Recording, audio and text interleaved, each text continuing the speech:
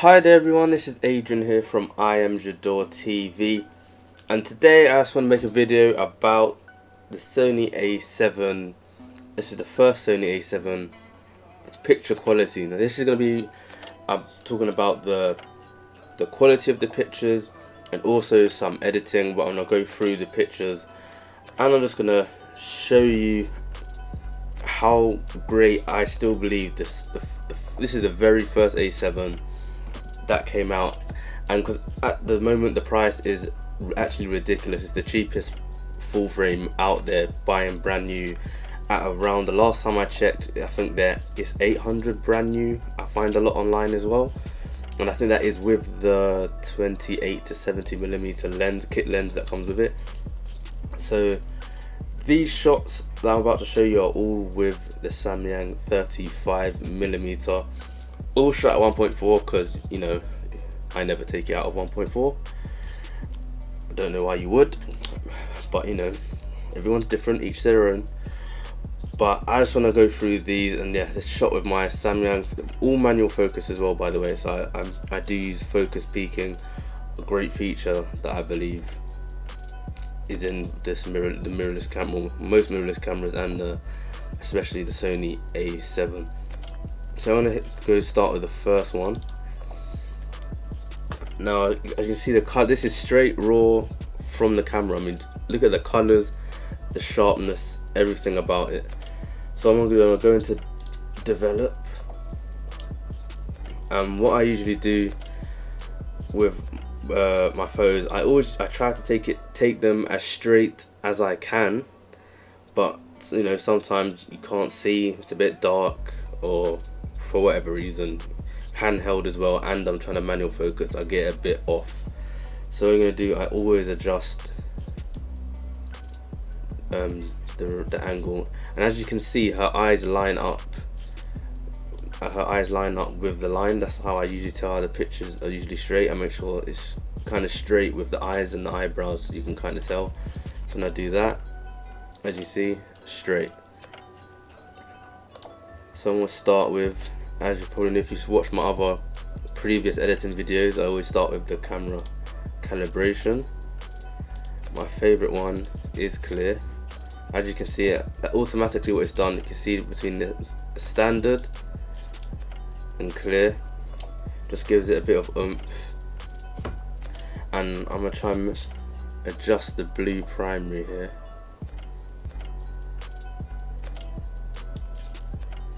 And then the green, bring back, just kind of gives it more feeling back here. And that's all I'm going to do at this bit. The effects, the dehaze is obviously what I use more than the contrast. Contrast is a bit too heavy, so I like to use the dephase tool for that. It's a lighter version of contrast in my opinion, and it does get rid of haze, hence dehaze. And that's about it for there. You can play with the temperature.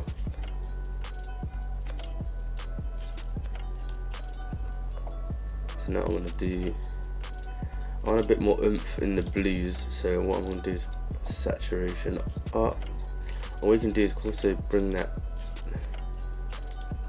down a bit, kind of gives it a little bit more saturation.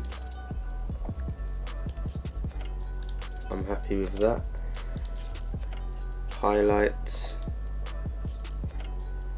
white, just to give it that moody sort of feel. Or if I bring the whites down, highlights back up. I like that there.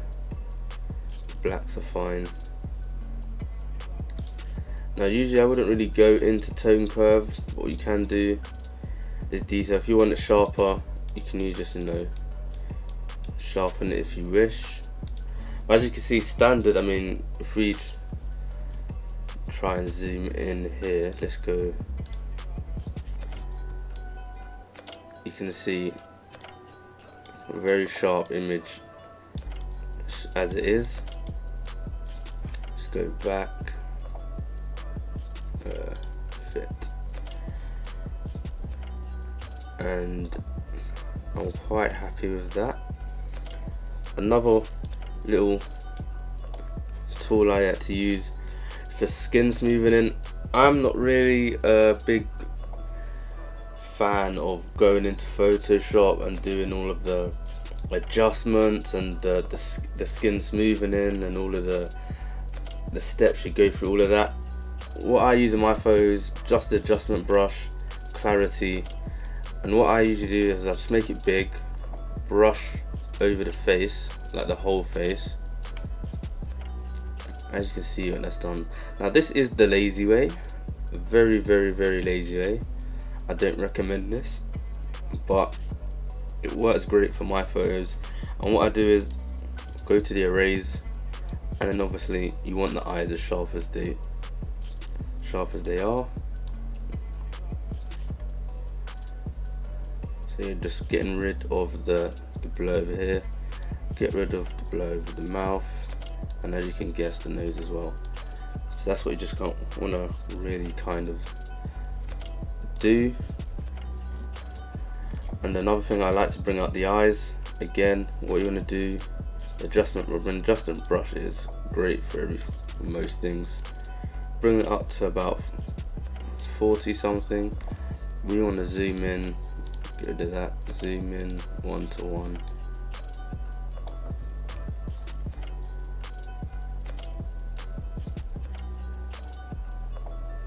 And then you just want to brush around the black, the spot in the middle, the iris in the middle, same on the other side.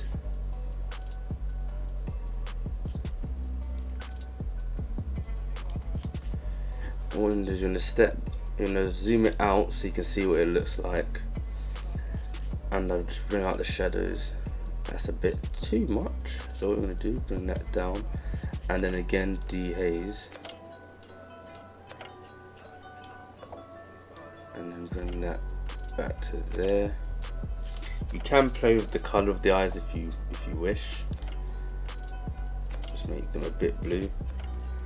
And that's usually what I would do for an image like this. Pretty simple, quick, and then what you do, just export it, and then that'll be this image. But as you can see, I mean, if you compare it before and after, you can see minor simple adjustments kind of make a very big difference, but you can still see the clarity and the sharpness of such a combination of the Sony A7 and the Samyang 35. I don't know if I mentioned that before.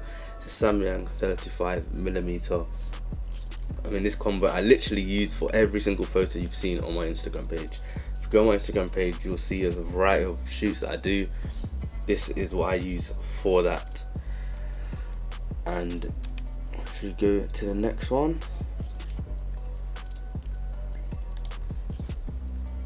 Let's go to library.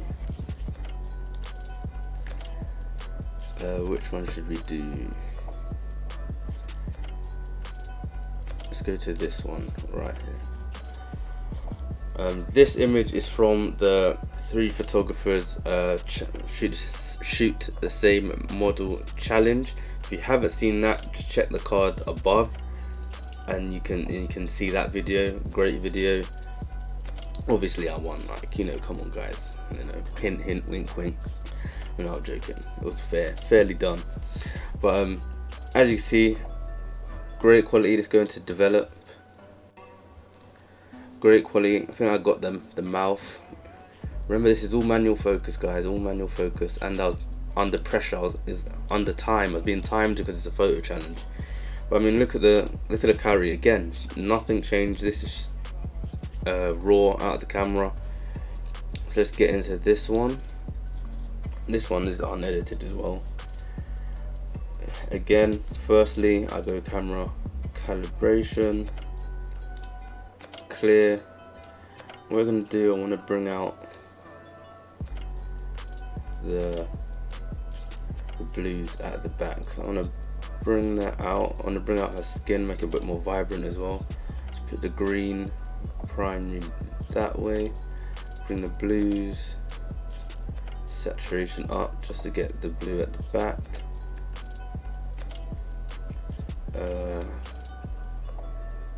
Bit more hint of magenta in the shadows, and I like that there. Again, dephase like that. This one I'm going to use a bit of contrast, so as you can see there. Then I'm going to bring up the saturation. Oh no, that's luminance, sorry, wrong one. It's all trial and error, guys, trial and error. Bring out that more, so bring out these ones as well. Bit of saturation there. I mean, I like this already. What else we're gonna do? Bring the highlights down, bring the whites down there. Bit of clarity, and I'll bring a bit out of the shadows, a bit less black. I'm liking how that is. Another tip is I kind of take the picture almost as close to as the finished product. So when I shoot an image like this, or any other shoot for that matter, I have already an image. Because obviously I know what the model's wearing beforehand, because obviously you would have discussed what they're wearing, or you should be discussing what the model's wearing, so you know where to go for a location as well, style and how you're going to shoot it. So I sort of know the end result before I've even shot, before I've even left my house to go to the shoot. I already know the area is going to look like this, the model's going to be wearing this, the model looks like this, so that my editing is going to be this, and that's how I go to every shoot, so I know to get the best outcome, to get the best edit I can out of every shoot. That's just a quick tip, if you want to call it that. I might go into depth on that for my next quick tips Wednesday.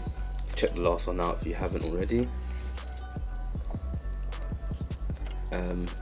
Don't think anything else needs to be done here. Let's bring that back up. Bring the highlights down a bit.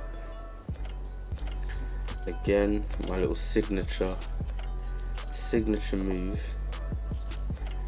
Actually, we're going to go split tone in here. We're going to go split tone there. What I'm going to do is bring that to the blues right here. More of that in the shadows. What I'm going to do, I'm going to bring out the pink.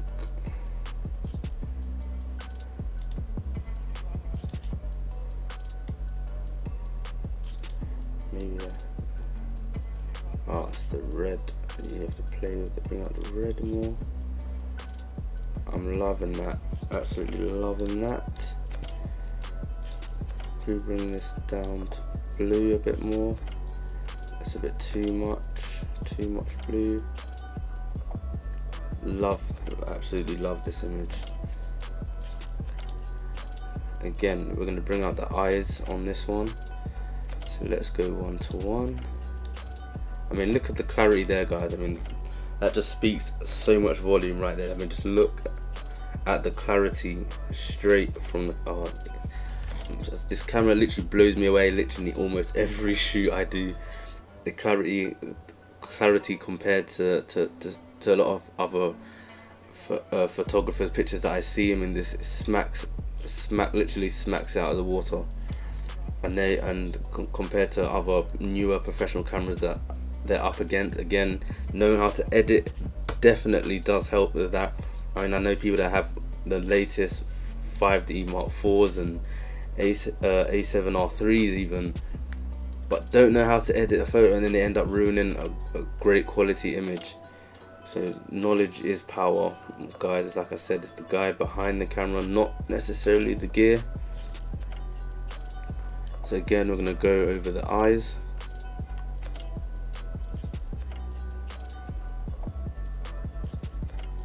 And she's got so many colours in her eye naturally. I mean, look how there's like 3 different colours right here.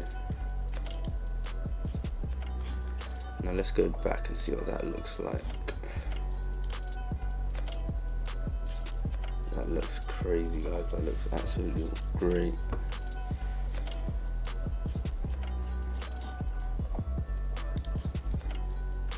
I'm gonna bring it down a little bit. Do a dephase.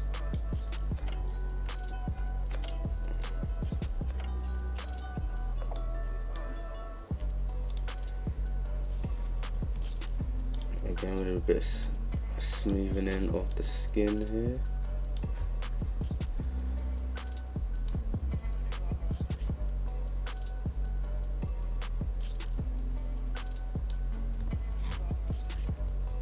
Again, I'm going to erase over the important parts.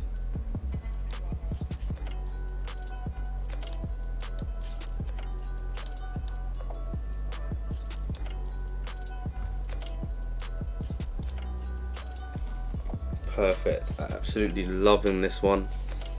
Again, Sony A7, Samyang 35mm. That is literally my go-to lens. I may get the newer version of this Samyang. It's an autofocus one, so I may just upgrade to the autofocus version, and I'll be very happy. I have an 85mm by Opteka, great value lens. That I will be uploading a video on that next week. It's a £90 but $90 85mm, and I'll be taking examples. I'll be showing you those ones as well. Great. I think there's probably best value for your money you can probably get, and it's 85, great for portraits as well.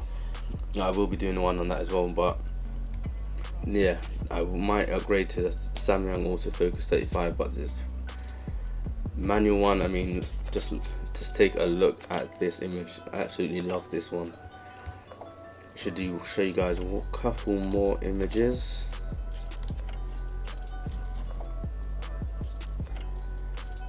I'll go through two more. Let's go for this one here, because I love this one. Actually, let's go back. Let's go to the last one. This, I mean, if you're a photographer from London, you've definitely been to this spot and avoided the angry security guards as well, if you're lucky. This is a spot in London called Barbican. Definitely go there for your shoots. I mean, it's great spot, great lighting as well. Again, I'm going to straighten this up.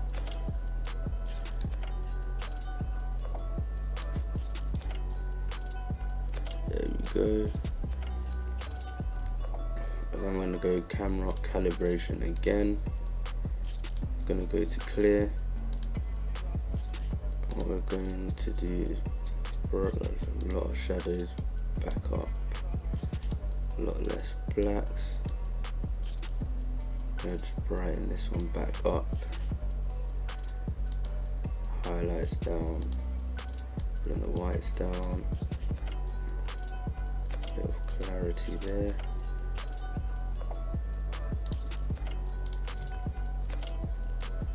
What we're going to do here, green primary,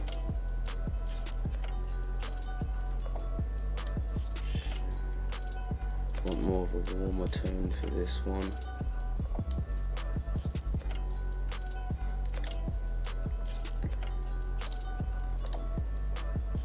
Dephase a tad. Don't want to go too heavy on this. When you've got harsh shadows, you don't want to go too heavy on contrasty things, otherwise the dark areas get really black. And what we're going to do,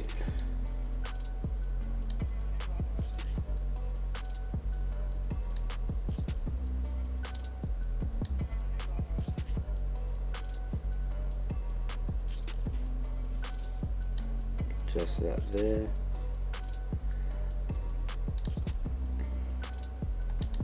Gonna do a bit of tone curve, on.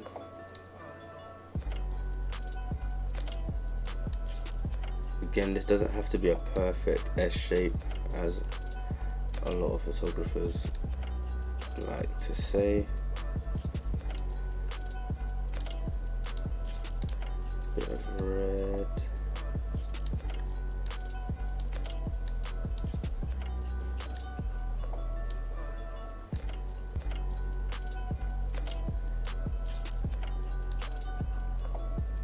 I'm just putting that little bit up. If you watch my tone curve video, again will be in the card above, I'll explain how I do the tone curves.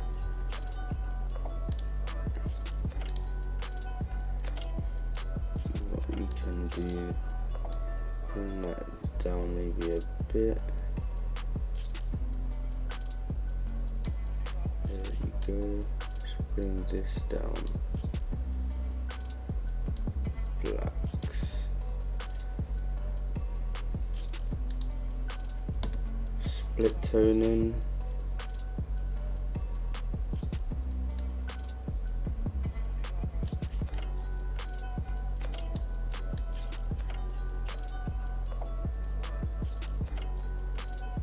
Bring that up a lot, and you can see that it's very nice, a very nice tone. Shadows. With a bit of blue, if you can find a nice bit of blue here. I think warmer will definitely go better. I still don't believe this picture's straight. I think I shot at an angle, which doesn't help. Again, we can go through some a bit more here. That's better. Might leave the shadows darker. And we're going to use this, and we're going to make the face brighter, because I want the picture dark but her face brighter. So I'm going to do this bit of exposure there, white,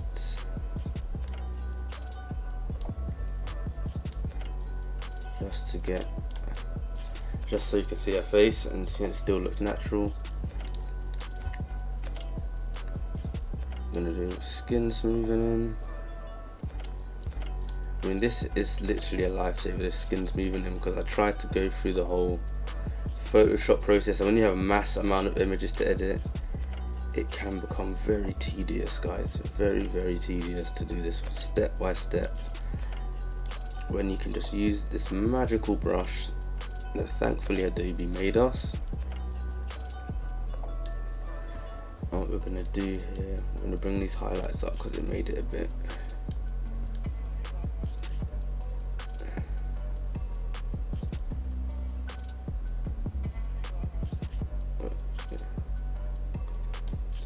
There, erase,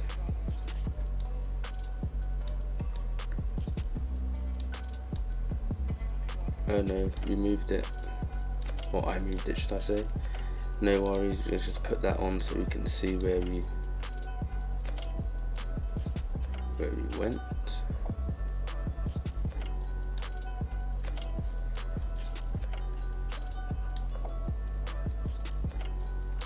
What you can do if you want to tidy it up, just go around here,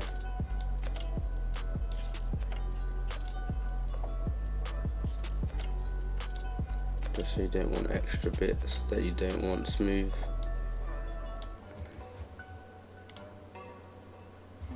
Press OK. And I am happy with that. If you do a side by side of it before and after, I mean, just look at the before and after on that. So you can see the mood and everything just gives it that nice feel, and the tone curve gave it that nice kind of sort of haze as well. Find out how to do that haze definitely in the tone curve video in the card above. Again, look at the picture quality. I mean, if someone told you they took this on a 1DX or a 5D Mark IV or 5DSR, an A7R3, a Nikon D850, D810. You wouldn't be able to tell the difference by the way the picture's taken, everything. I mean, I can't recommend this enough, especially even if you're a beginner. Definitely pick up one of these Sony A7. And I recommend, I don't really like the 50mm focal length anymore. I think the perfect street photography or overall, I think 35 is wide enough and also close enough at the same time. 50 in a inside environment can get very tight. 35 you can still manage, which is why I still believe it's a better focal length. Also with the Sony, you can turn it into crop mode, so it doesn't even matter. You can still get a 24mm even, which will probably be one of my next lenses. You can get a 24, turn it into crop mode, so you could be a 1.5 or 1.6 times crop, and there you've increased your focal length. So it's still available to have that option. So technically you would, each lens you have, you technically would have two lenses, as you have the original full frame, then you have the crop censored version where it's obviously times by 1.5 or 1.6 to increase your focal length. So I definitely will go with the 35 for the first lens. Obviously you'll get the kit lens with it. I don't have mine anymore because I never really used it, but I definitely recommend, highly recommend. Also, definitely check my website. I have presets available there, just like these ones, or the edit that I've done here. I have one just like that, so definitely check that out. Definitely from all these pics and more, check out my Instagram. Check out, obviously this photo again was from the 3 Photographers Shoot 1 Model Challenge.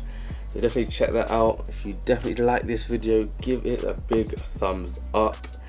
I'm gonna catch you guys in the next one.